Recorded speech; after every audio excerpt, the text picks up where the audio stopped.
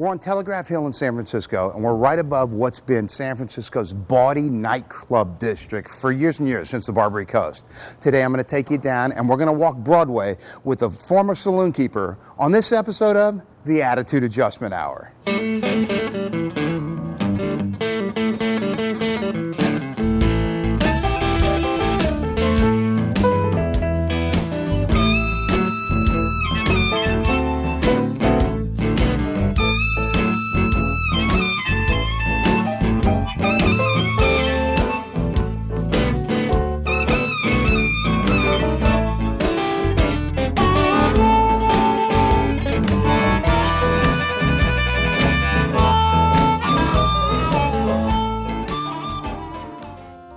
North Beach, San Francisco, especially the 400 and 500 blocks of Broadway near Columbus, has always been the epicenter of racy adult entertainment in the city as long as I can remember.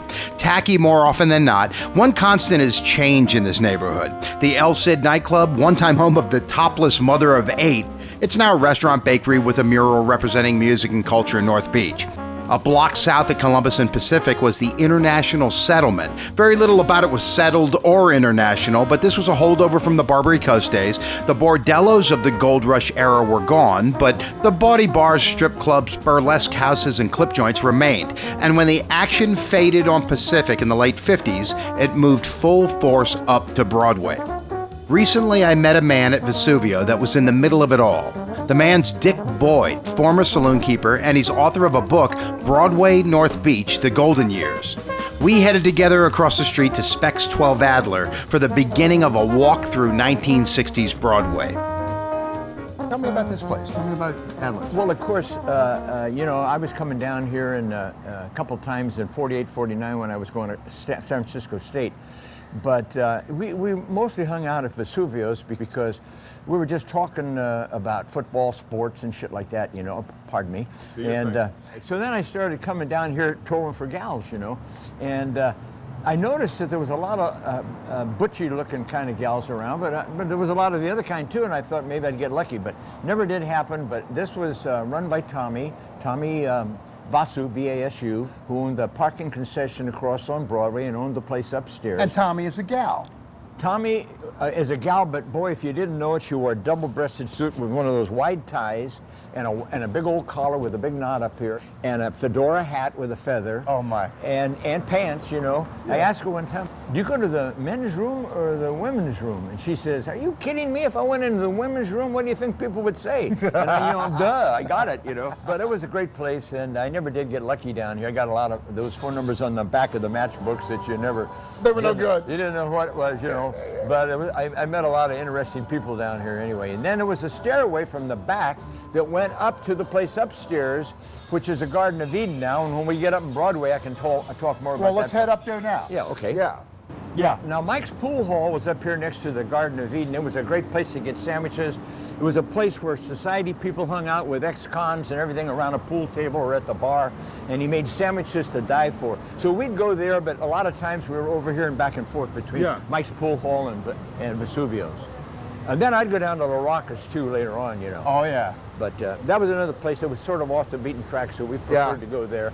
People left us alone in there too, and La Rocca's sometimes a little bit. Well, the Italians were a little scary to a lot of Irish guys, I mean. And Mike Roddy, the owner now of La Rocca's, told me that was the mobbed up joint.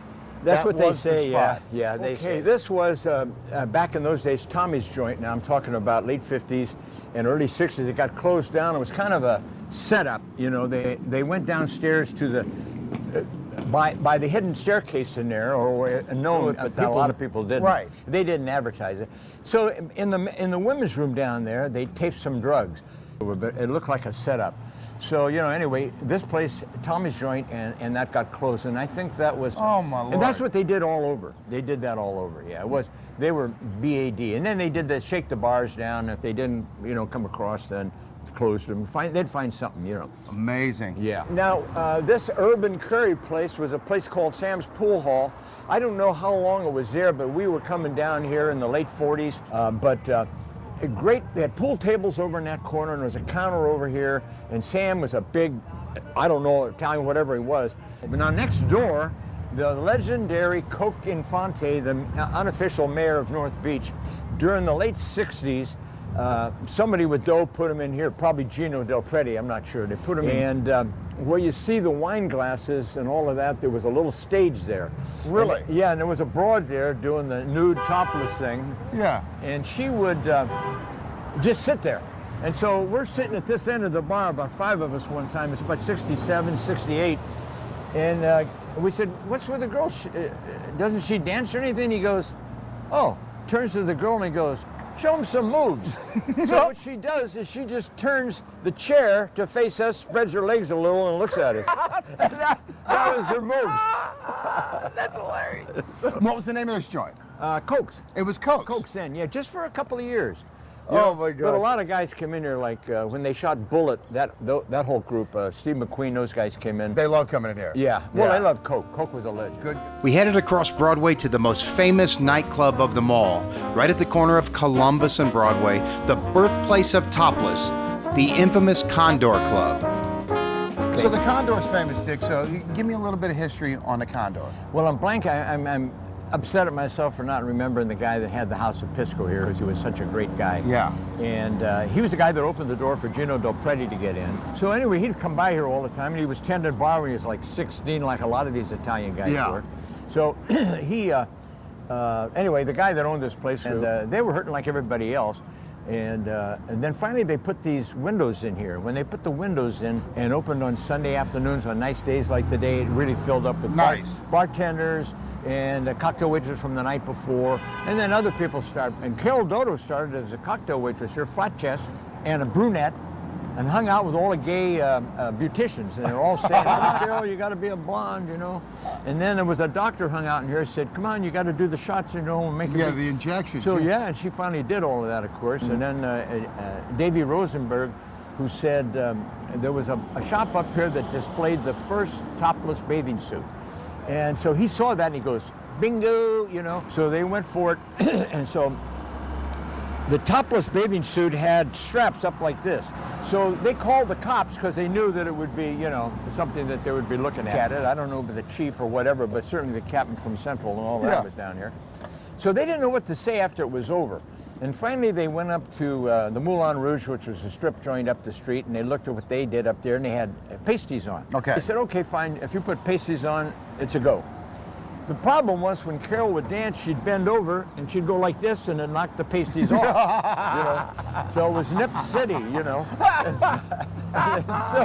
So you know, that's when eventually a year or so later they finally just go after him. You know, I read an article, and it's an old, I want to say New York Times article, or maybe Life magazine, but it was all about this, and he figured the cops were going to come in and bust him on night one.